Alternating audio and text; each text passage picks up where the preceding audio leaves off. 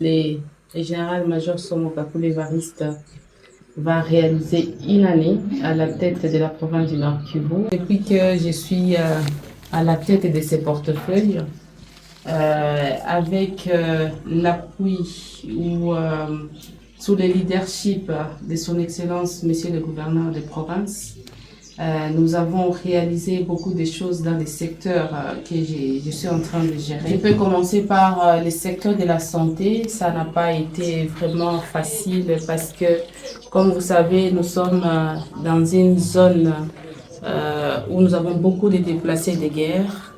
Ça veut dire que le problème de la santé est un problème majeur. Nous avons fait face à beaucoup de défis. Et là, je cite le manque de médicaments, les soins de santé primaires qui ont été un problème très sérieux tout au début.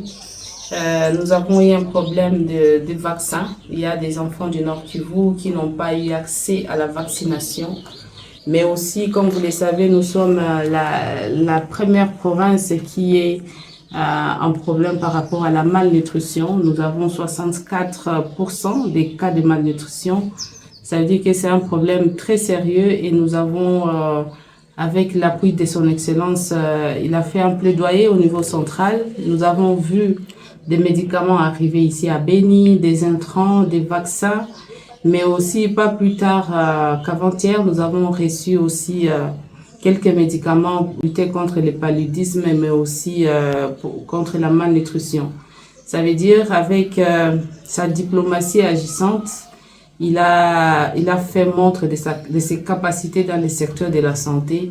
Et aujourd'hui, nous pouvons dire que le secteur de la santé marche bien. Mais nous avons encore un petit souci par rapport au personnel de la santé. Il a lancé aussi les contrôles physiques de tous les agents du secteur de la santé au Nord Kivu. Nous avons déjà contrôlé 5 zones de santé. Nous sommes en train de poursuivre ce travail parce que nous avons beaucoup d'agents de l'État dans le secteur de la santé qui ne sont pas pris en charge. Il y a des gens qui ont travaillé 5 ans, 10 ans, 20 ans, mais qui ne sont pas payés par le gouvernement. Raison pour laquelle le gouverneur de province a décidé de faire les contrôles. Et après ces contrôles, il pourra continuer à faire les plaidoyers pour la prise en charge de tous ces personnels. Le secteur de l'éducation, qui est aussi un secteur pas facile parce que nous avons des élèves qui n'ont pas accès aux salles de classe, qui sont en déplacement. Ils ont du mal à étudier.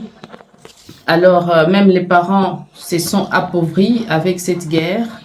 Tout d'abord, nous continuons à remercier son Excellence, Monsieur le gouverneur, parce que le plaidoyer qu'il a fait l'année passée pour la prise en charge des frais de passation de l'examen d'État a été très fructueux et tous les enfants du Nord Kivu, y compris même ceux qui sont dans les zones sous occupation, ont présenté toutes les épreuves certificatives sans payer un rond.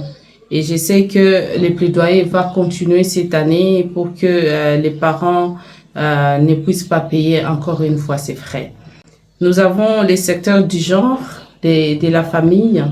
On ne cesse d'intervenir dans tous les programmes qui concernent la femme parce que la femme, elle est la première victime de cette guerre.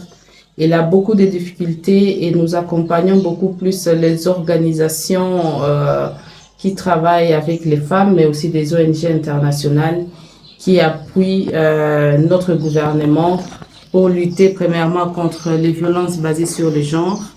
Mais aussi jusque-là, nous avons beaucoup d'enfants qui ne savent pas comment manger ou dormir.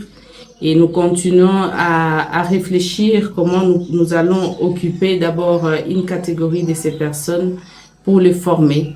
Parce que le gouverneur a mis en place une école d'excellence, là où on pourra encadrer tous ces jeunes qui n'ont pas où aller et qui sont en train d'errer ici et là. Et nous savons que ça sera un ouf de soulagement pour cette jeunesse.